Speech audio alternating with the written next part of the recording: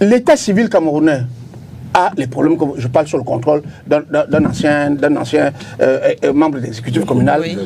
Vous êtes proche de ces gens-là. Vous savez, il ne vous a pas échappé qu'il y a une différence. Il y a eu une différence entre le nombre d'électeurs inscrits pour cette présidentielle annoncé par Elekam et le nombre d'électeurs inscrits que le Conseil constitutionnel a rendu public lors de la proclamation des résultats.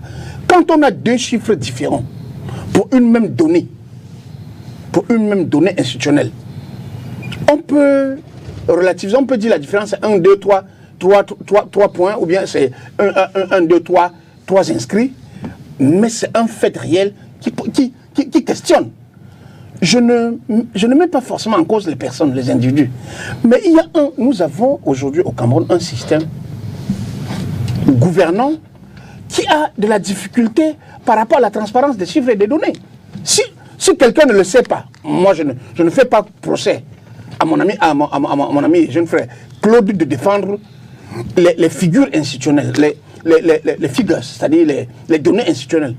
Mais admettons-le, parce que même les partenaires du Cameroun avec lesquels vous avez parlé du ministre des Finances ou de...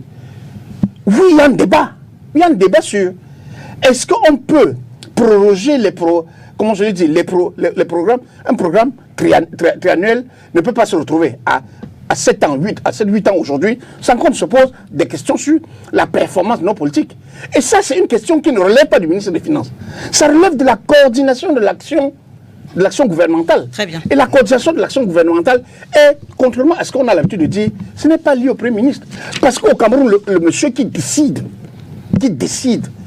au final de la gouvernance, c'est le président de la République.